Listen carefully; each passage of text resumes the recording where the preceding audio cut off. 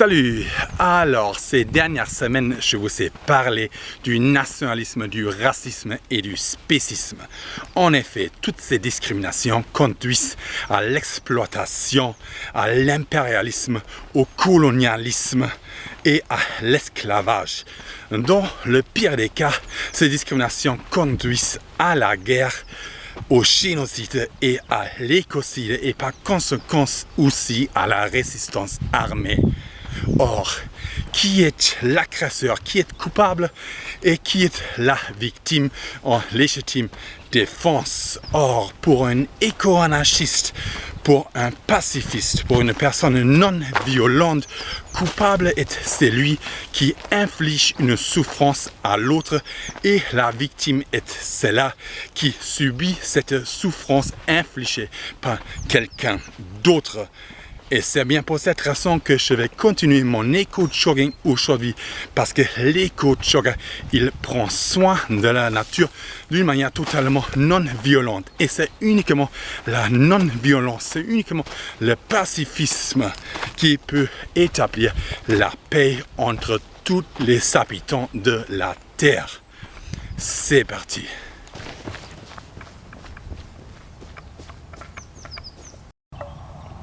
Ok, parfois on ne voit pas bien parce que les choses sont cachées, mais voilà, là il y a quelque chose voilà, qui était sous le sable ici en pleine forêt, il faut ramasser ça. Ok, là il y a un mouchoir qui n'a rien à chercher ici, donc moi je vais venir le chercher. Ok, encore une fois on voit mal, mais là quand on regarde bien en fait, quand on déterre ça, c'est en fait un papier qui vient d'une chewing gum, j'ai l'impression, et du coup en fait ça reflète un peu la lumière, c'est du aluminium, et donc comme ça reflète, c'est une source de feu en fait, c'est une source de feu de forêt, et on a 32 degrés aujourd'hui, donc ça c'est vraiment très dangereux, ça peut déclencher les feux. Ok, là il y a encore un mouchoir qui n'a pas sa place ici. Ok, là il y a un petit bout de papier, je ne sais pas d'où ça vient, mais voilà, une sorte de papier, voilà, comme un filtre café, un mouchoir, quelque chose comme ça. Voilà, il faut ramasser ça parce que ça n'a pas sa place ici dans la nature. Ok, là encore, camouflé en fait parmi les feux qui sont tombés à cause de la sécheresse, voilà, un petit bout en plastique, voilà, d'une petite bâche en plastique, ici en pleine forêt. Ok, encore un petit bout qui est à moitié enterré sous le sable, en fait, sous cette terre sabouleuse de la forêt. Il faut déterrer ça en fait, il ne faut pas ignorer ça, il ne faut pas marcher dessus pour l'enterrer totalement. Non, ça c'est un déchet en plastique qui n'a pas sa place ici. Il faut déterrer ça et il faut ramasser. Ok, là il y a deux choses. Voilà, il y a déjà ça, voilà. Ça c'est un papier alu qui reflète la lumière, ça c'est une source de feu de forêt ici. Et quand je dis c'est celui qui inflige une souffrance à quelqu'un est le coupable. Bah, ici on inflige une souffrance à la nature, ici on inflige un potentiel écocide à la nature. Et à côté, voilà, à côté il y a un slip. Voilà, à côté il y a un slip. Voilà, qui n'a pas sa place ici non plus. Hein. C'est quelqu'un qui a dû oublier ici. Voilà, on ramasse ça. C'est dégueulasse. Ok, là alors, voilà encore un petit plastique d'emballage alimentaire. On ramasse ça, ça se décompose pas. Voilà, ça n'a rien à faire ici en forêt. Ok, là il y a un papier alu d'emballage alimentaire de la même façon comme je le trouve souvent ici en fait.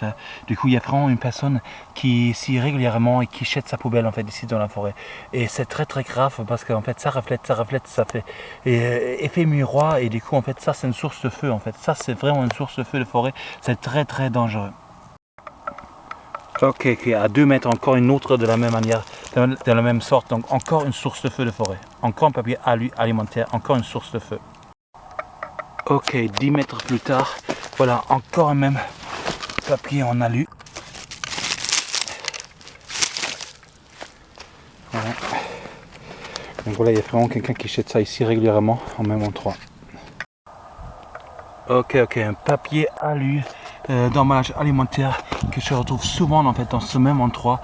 Donc il y a vraiment quelqu'un qui passe régulièrement aussi et qui jette sa poubelle ici. Et en plus ça c'est vraiment dangereux parce que ça reflète, ça c'est bien une source de feu de forêt. Voilà, très dangereuse. Du alu. Ok, là on n'est pas au bout de nos surprises en fait, parce qu'ici dans cette partie de la forêt qui a été travaillée récemment en fait par les forestiers pour enlever le sous-bois, je retrouve en fait une chaussure. Voilà, une chaussure ici en pleine forêt. C'est vraiment bizarre. Bon, on ramasse ça. Hein. Enfin, il y a cette chaussure et un peu plus loin, quand on entre en fait dans ces couloirs qui ont été libérés par les forestiers, il y a en fait la deuxième paire des chaussures. En fait, voilà, c'est vraiment bizarre, 2 paires de chaussures comme ça ici, dans la forêt. Voilà. Ok, et une bouteille 2 litres, donc une bouteille en plastique tout écrasé, pas loin de là aussi. C'est vraiment comme s'il y avait quelqu'un qui passait par là et qui s'est écrasé en fait. Bouteille, chaussure quoi. Bouteille, chaussure, semelle. Voilà, ça fait un peu peur. Du plastique. Ok, ça se voit de très très loin en fait. Voilà, un papier alu. Un papier alu, un papier alimentaire qui reflète en fait la lumière. Grave, ça fait effet miroir. Ça, c'est une source de feu. Ok, là il y a... Je sais pas qu'est-ce que c'est. Il me semble que c'est un ballon gonflable en fait. Du coup, c'est du caoutchouc, quelque chose comme ça, du latex. Ok, là il y a une petite bouteille, en plastique, voilà. Donc ça c'est du plastique très très rigide, ça n'a rien à faire ici dans la nature, on ramasse ça. Ok, là je suis sur la plage et il y a donc un très grand plastique ici, une bâche de plastique. Ok, un petit bout de plastique couleur bleue, encore ici sur la plage, voilà. Ok, un plastique assez rigide qui n'a rien à faire ici